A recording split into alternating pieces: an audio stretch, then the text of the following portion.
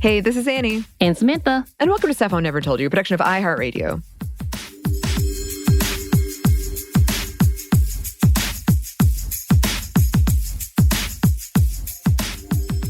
And welcome to another edition of Happy Hour. And we are kind of just wrapping things up this year. I know it's not hit the end of the year yet.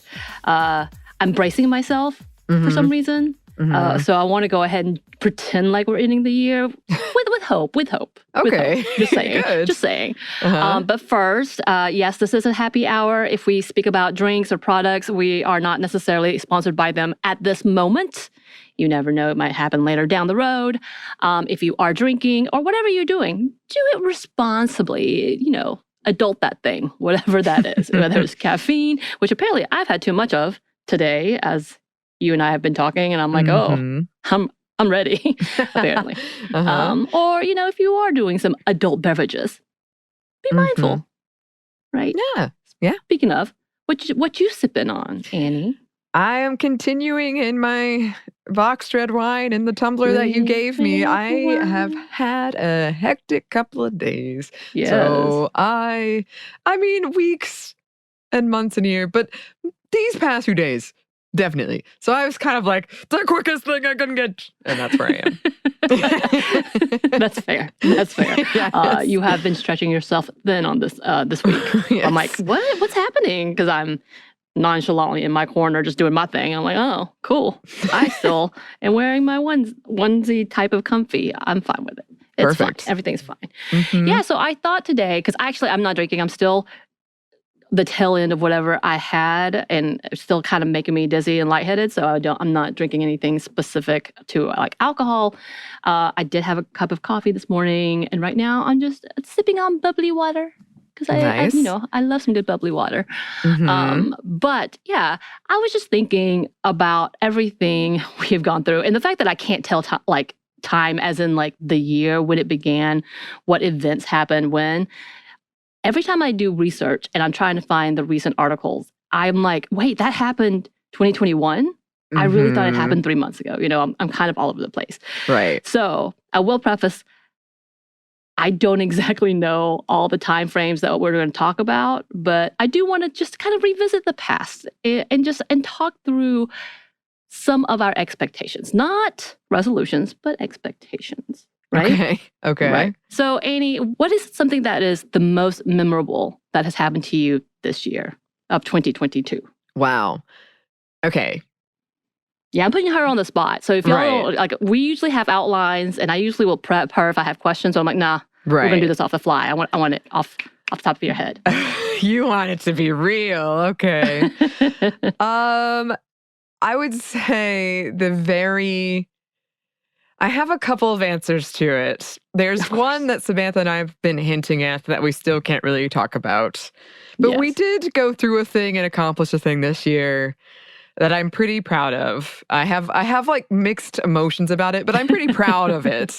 And I promise I'm not trying to be like super mysterious. We will tell you. Right. And I bet some of you have already guessed. It's not like a huge thing. But it's not big. That thing, I would say, I've had some major strides in growth in like terms of like my family and myself. I had a very funny conversation with the Lyft driver where I was like, okay, yeah, I still have some issues. But now I know what they are. My funny answer would be, honestly, it was a big deal when I went to Dragon Con and I went as Disco Luke and I had the time of my life. And it has been such a hard adjusting time. It sucks because we're still in COVID's not done. We're seeing a surge, it's still there. But that was one of the first times I had like gone out and kind of felt like, oh, I remember doing this and I remember loving this and I remember. So that was it sounds really silly, but that was kind of a big one for me. It's huge. You've been working on that costume for a minute too. Yes. So that's something. Okay, this is a toughie one, and I'm sorry in advance. Is there a regret that you have from 2022? And if you so, what is it? Well, okay, first of all, is this just me answering all these questions? Yeah. Oh, yeah. I'll come back to it. I'll come back to me. Okay, I was about to say. I think my biggest regret is 22 is my favorite number. I'm a big numbers person. I've talked about it before. I'm a big like traditions person. I put a lot of significance in things where maybe it shouldn't be. But when this year started, because it's my favorite number, I had high hopes of, ooh, this will be the year where I actually do the thing I wanted to do in 2020, which is take better care of myself. And I didn't do it at all. And I think things actually got worse in some ways. I had strides, as I said in the last answer I gave, where I was like, oh, okay, I really recognize this behavior now. And I think that's good. I guess it was just kind of, I regret that I so easily was like, I give up on this. I'll deal with it next year. So 2023, we'll see. That's the year. That's the year. Okay, I like it. I like the positive spin. Okay, so I was going to say, do you have a lesson that you have learned this year that you do want to carry for 2023, that you will carry for 2023?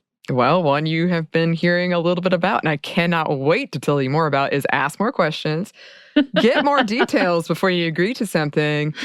I would say, like, going back to my kind of realization about me being a people pleaser, it's just it's like I can't not unsee it now. So I think I'm hopeful, because I really did have a comical, after that episode came out, listeners, a comical example of it happening. Maybe I'll do a catch up, because it was very funny. Whereas like, I know this is a behavior that I have and I'm still doing it. And here I am. And how did I get here? I keep doing this. So I'm hoping that now that I've had this moment, I've talked about, we've done this episode, that I will take that information into 2023. I love it. Maybe lessons learned. You know, it's just because you learn a lesson or you find something specific, it doesn't mean you're always going to do that. You can always fall back, and then you have to pick back up. That's a thing. That's life. And this is a simple one. Well, I think it's a simple one. Is there something that you have created, whether it's a beverage, a food, or something that you are the most proud of this year? Or a project? The disco look, Disco Luke, obviously. Yes. The top of that list. Aside from that, and aside from this other mysterious thing I can't talk about, I will say, not to get too like sentimental, but I've been really proud of the work we've done on this show, Samantha. I feel like it's been hard. It's been hard for everybody, and sometimes it is difficult. But I feel like we've made a lot of content that I'm proud of. I'm really proud of the fiction stuff, and I'm really proud of what Christina's doing on it. And then I am proud of a fan fiction I wrote that I'm actually going to publish. Yes. Teasers. Yes, I'm very excited.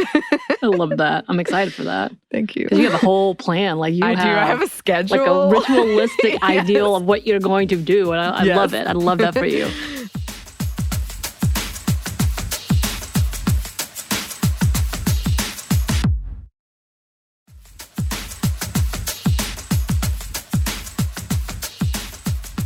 Okay, so what is one goal or something that you want for 2023? I think I want to be more mindful about how I treat my body and the things that I do with my time. Because I think that's part of people pleasing, is your time is not important to you. Or somebody else's time is more important to you than yours is. So I want to be mindful about that. That doesn't mean I won't do those things, but I just want to be more mindful of it. And then I am, again, the pandemic is still a real thing, but I am trying to like reestablish friendships more, like hanging out more, doing those things more, like kind of coming out of my shell, I suppose. So that's something on my mind. So if you could go back to the beginning of this year, what would you either tell yourself or warn yourself or just give yourself a mantra? What would you have told your January 1st, 2022 self? Oh, I would have said, I guess, not to put too much pressure on, like, I feel like this is a New Year's thing in general, but don't put too much pressure on, this is the year. This is it. Because it is. And then I think that kind of contributes to, I won't say failure, but to the year not going as you plan early. Right. Yeah, I feel like I'm giving very trite answers, but yeah, you know. Yeah. These are very broad questions, and I surprised you with it. So I think those answers are perfect. As for myself, in all of those regards, I think some of the biggest memories is this project that you and I have done and the meltdowns that I've had throughout, and just feeling like it's over. And I will still be anxious until it's really, really over and we can tell everybody and then we go do our thing and then come back. That was definitely a big part of this year. Buying a house. It was a huge step. And something that I thought I could never do when I was a social worker, making literally $32,000, $36,000 a year. That wasn't feasible. Living in Atlanta wasn't feasible, and I was working like 60-hour weeks. So for me to be here, to finally be able to be stable, it has been a huge accomplishment to me, and I feel very grateful for that. So those two are like the two big moments for me. A regret. The biggest regrets I have is the fact that when I have an anxiety breakdown, and I know I can't control it, but when you look back on it, you're like, why? You didn't have to put yourself through that. You didn't have to lose your sleep over that.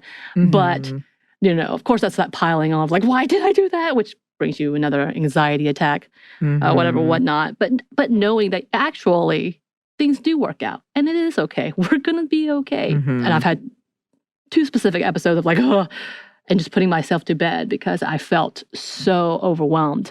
And looking back on it being like, I'm glad I was able to have the support group that I have, but I wish I didn't have to go through things like that because of just my anxiety, of like mental health stuff, And I'm not saying that is a regret because of it. It's just more of like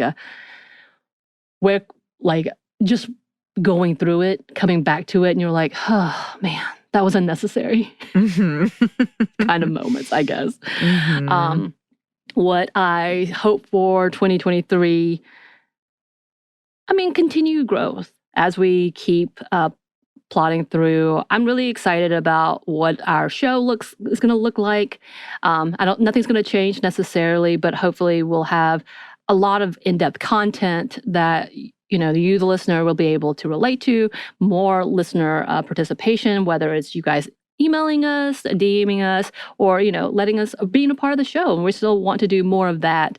And we love the interaction, obviously. So I'm really looking forward to that. Still looking forward to what we do to my house. To our house. Like, we have plans for a garden and all that. We'll see if we can make it through because we just have vines. I still want goats, y'all. Goats. Yes. I think what I would say to my January 2022 self, it'd be a lot of things are going to happen. Buckle up. Yeah. Yeah, that's a good one. I guess we could say that for any year, but I feel like we went through, because January 2022, I didn't know I was going to buy a house. That was not a plan. Right. Eventually, but not necessarily. And then it kind of just whirlwind because of the way rent was going, that it made the most sense. And we got it right under it's not a crash, but the interest rates going skyrocketing and all the homes being held hostage essentially by big corporations.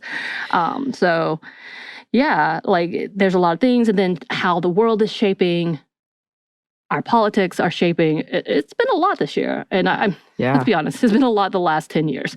But it's been a lot. And I think bracing for the unexpected is probably smart, but not necessarily in a bad way. Not putting yourself through the ringer and being anxious all the time, which I still have to get a handle on the anxiety. Yeah. But yeah, I think that those are the things. And yeah, like you said, like next year, we don't want to put any huge expectations setting us up to fail, because that's exactly what happens when you play something so high. But we want to manifest the good, the learning, and the moving forward, right?